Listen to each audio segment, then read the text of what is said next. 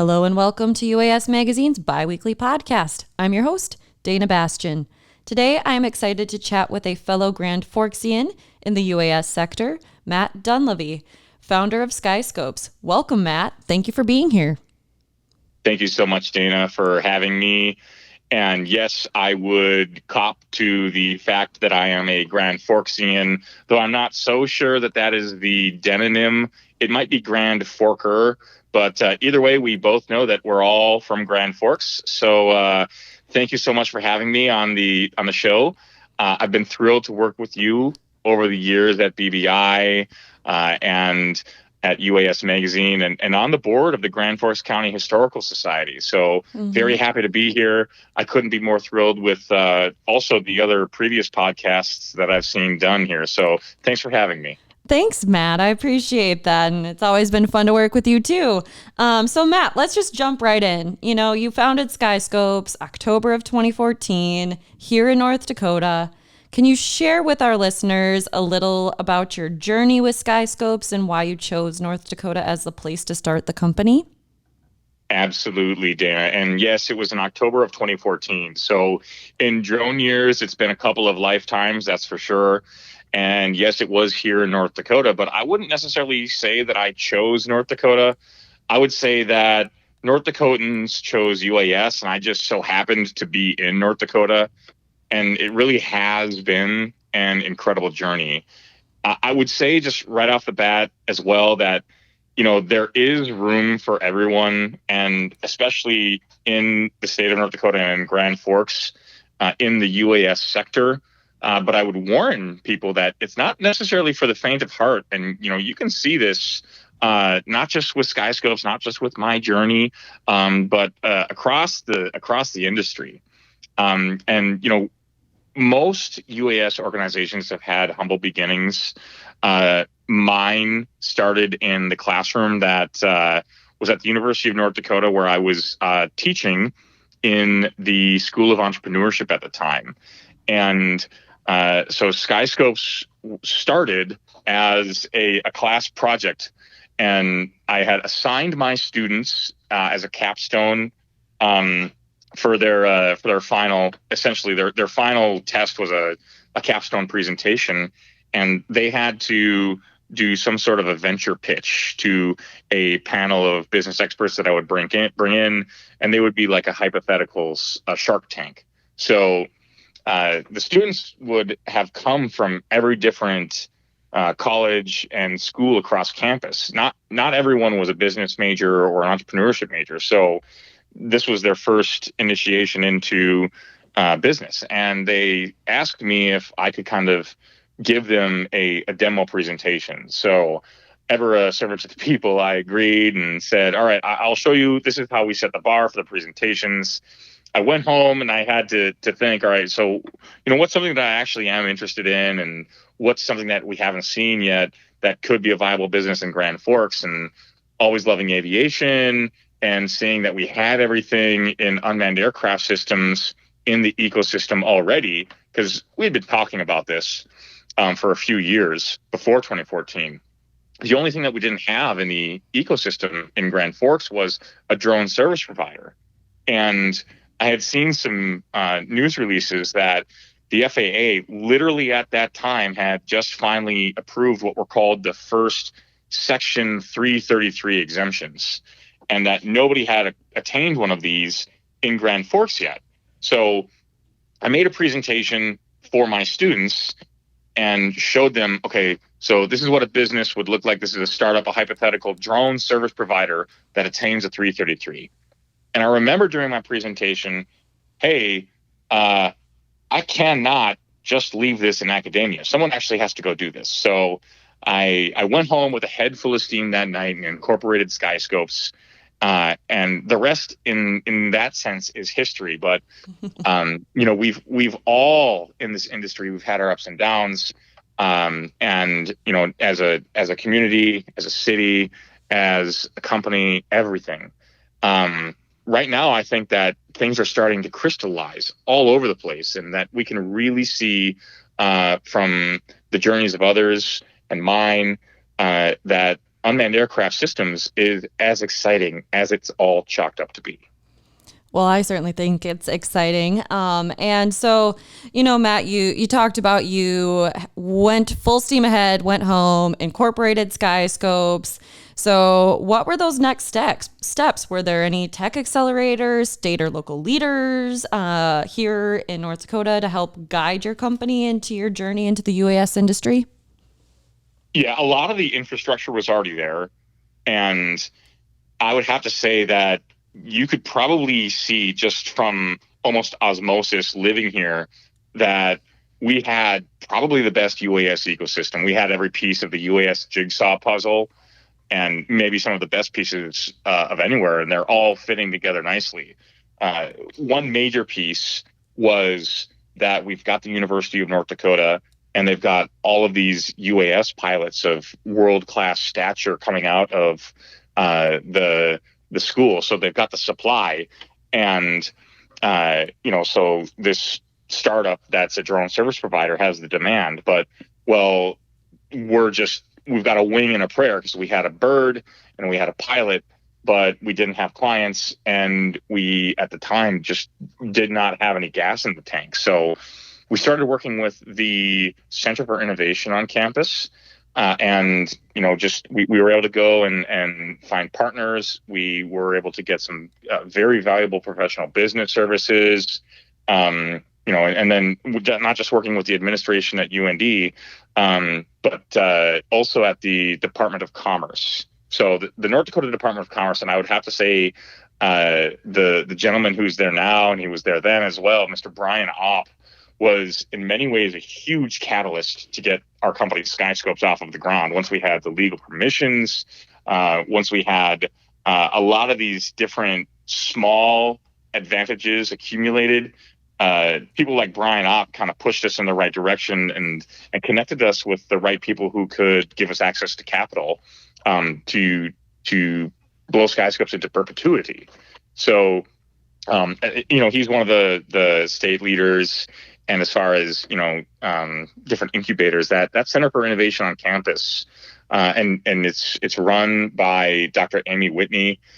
She's an absolutely fantastic person to work with if you have any type of startup, but also in particular when it comes to UAS. So people like Amy and people like Brian Opp, we couldn't have done it without them. Yeah, it's great. And I've always had the pleasure of working recently with Brian Opp, and he'll actually be speaking on a panel with you at the UAS Summit, which we're very excited about, and we'll chat about in a little bit. But I do want to stick a little bit on task here. If there's one thing I know about you, Matt, it's that you love history. And you completed your master's thesis on the history of the UAS ecosystem in North Dakota. Can you share with our readers some of the key takeaways from your thesis?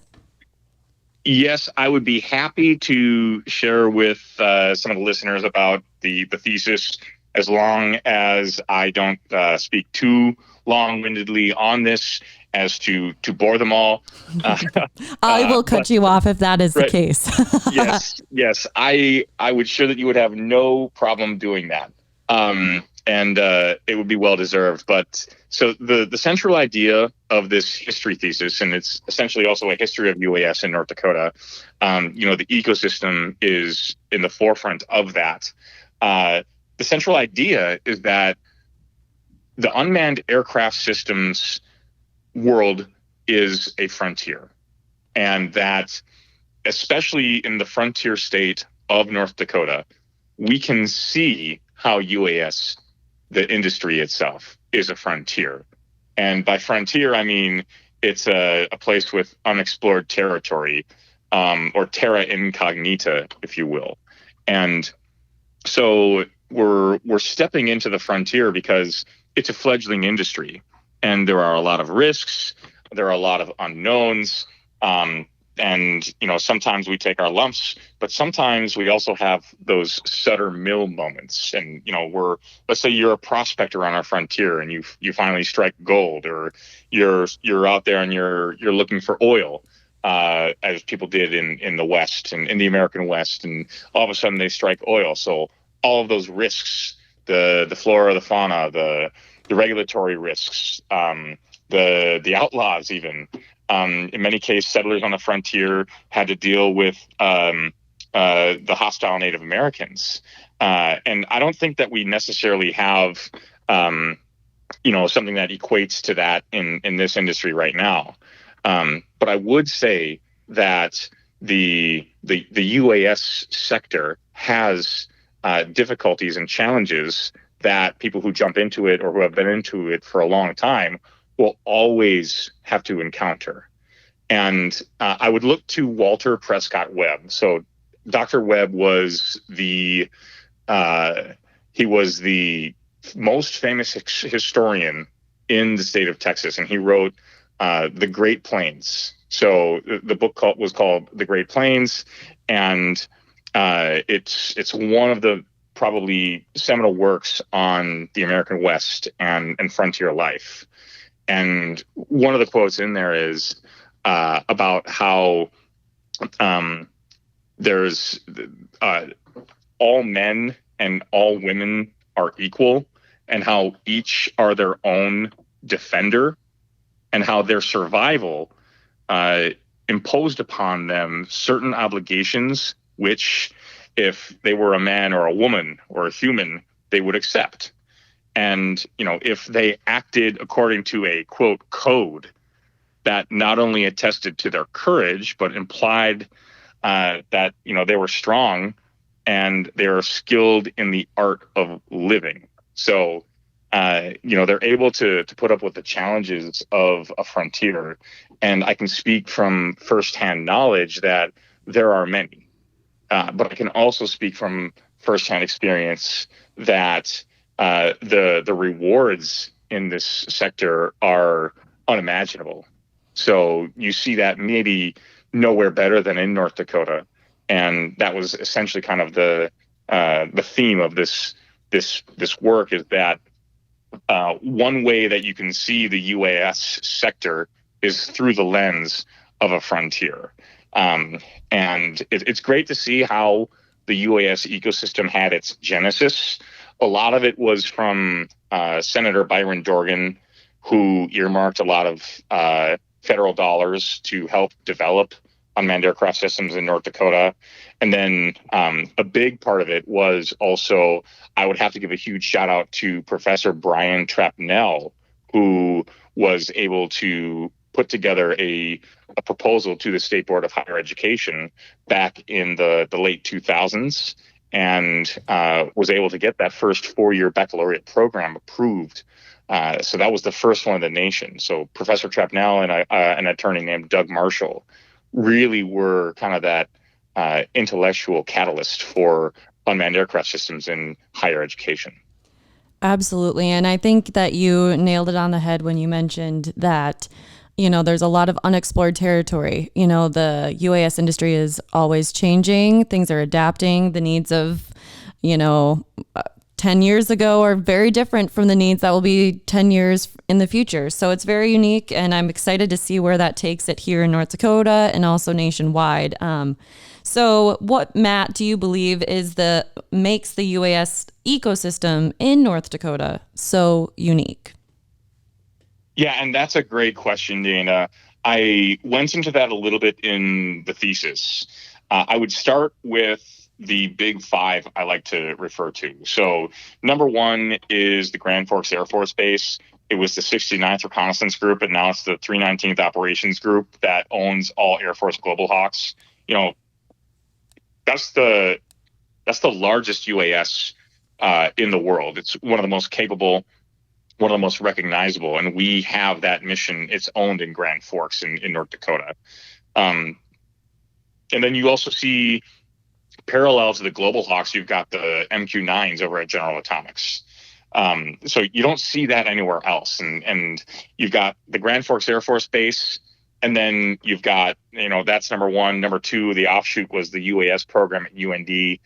And this is no particular order. Number three, the FAA approved our test site. So it's called the Northern Plains UAS Test Site, to be a place where I like to think we house the oracles of unmanned aircraft systems, some of the probably most prestigious and well-known UAS subject matter experts in the United States are.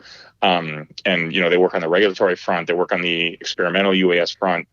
And then number 4, we've got the Beyond program that used to be called the IPP. It came out from the Trump White House just to make sure that we've got a vehicle for the expedited approval of advanced UAS operations. And so that was changed to the Beyond program to kind of tip the cap towards the understanding that the maybe most important part of the IPP was advancing beyond visual line of sight. Those are the 5 golden words. Hey, we need beyond visual line of sight. That's why we've got radars going up all over the state so that we can satisfy the FAA's requirements of see and avoid and detect and avoid, so that we can show that we're flying aircraft with radars as safely as we were if we could see them with the naked eye. Then number 5 in that big 5, you have to talk about Grand Sky, and that's where those MQ-9s are housed. Nowhere else in the United States do you see a UAS business park like that. And then, and this is an unbiased statement, even though I know you're on the phone here, Dayna. You've got to give the honorable mention to UAS Magazine, which is, one of the, I would say, most well-known UAS news aggregators. It's got the name. It's UAS Magazine, and it hosts the UAS Summit, which is really a special event that happens every year. Another honorable mention, you're going to have to give the Northeast Regional UAS Unit.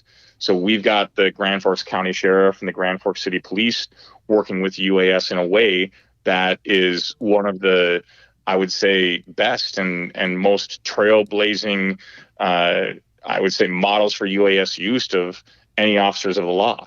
UAS for crime scene reconstruction, search and rescue, UAS for finding fleeing suspects and things like that. We do that in an incredibly innovative fashion.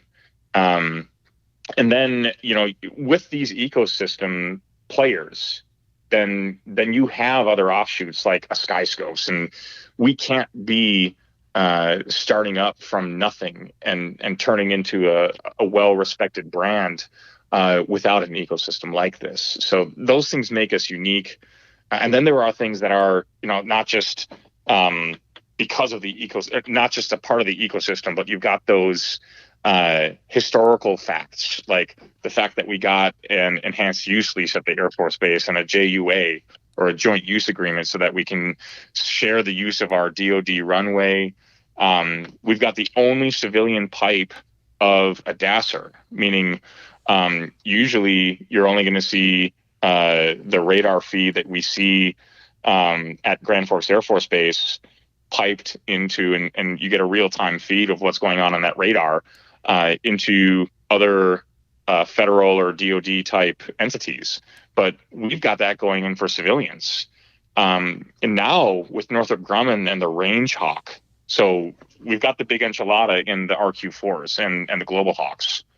And now they're being repurposed for hypersonic missile testing. There's nowhere else in the country that can talk about how they're using unmanned aircraft systems for hypersonic missiles, period. And then the BVLOS network that we've got going up with the Northern Plains UAS test site is called Vantis. And then pairing that with the oil fields that we have in North Dakota are some of the most exciting initiatives that anyone can talk about with unmanned aircraft systems in the United States. So it's very unique. We've got a lot of incredible things in the hopper, and you should be able to see just from the outside looking in, even as a layman or as a layperson, that UAS, and especially in North Dakota, is certainly a valuable endeavor. Absolutely. Well, we certainly agree with that. And, we did mention that you will be talking on a panel at the UAS Summit with Brian Opp, but also you'll be talking about starting up in North Dakota, kind of talking about the live case study of the UAS ecosystem here. So we are nearing the end of our time here today, Matt, but I do like to end our podcast with a bit of a fun question. You are speaking on the panel, as we just mentioned, coming up here at the UAS Summit and Expo on October 4th and 5th in Grand Forks, North Dakota. You are a veteran speaker at the conference and have been a participant for many years. What is your favorite part of the UAS Summit, and what keeps you coming back year after year? Yeah, and that's very, I would say, gracious of you, Dayna. It's been an honor to be a speaker at the summit. It really is kind of like a second Christmas for me every year that it happens in our backyard, and it is what it is. Um, it punches above its weight because we're a community of 100,000, and we've got a great per capita of subject matter experts for UAS, and I would put that against any other city in the United States. And this summit can attract a lot of the major UAS talent across the country. So that's really what I think is my favorite part, is the networking and the family aspect of other UAS players in the ecosystem. I'd love to see what they're doing. I love keeping up with the Joneses. And so it's very educational. I would say some of the largest contracts we've ever signed at SkySkopes are found their beginnings at that UAS summit, which is not necessarily consistent with what people expect. Usually, you want to go to an energy conference and find energy clients, but this is one of the conferences where UAS players can go to prove themselves, and I felt that SkySkopes did it. A lot of other UAS entities can do it and have done it at the UAS Summit. And truly, I think that, like UAS Magazine, the UAS Summit is one of the things that makes the ecosystem for UAS in North Dakota so special. Well, thank you, Matt. We appreciate the plug, of course, with UAS Magazine and the summit. Well, thanks again for joining us today, sharing your insight about the UAS ecosystem here in North Dakota. As always, it's a pleasure to chat with you. So thanks again for being here. Thank you so much, Dayna, and have a great summit this year. Thank you. Look forward to seeing you there. And to our listeners, we hope to see you as well at the UAS Summit and Expo. Thanks for listening, and until next time.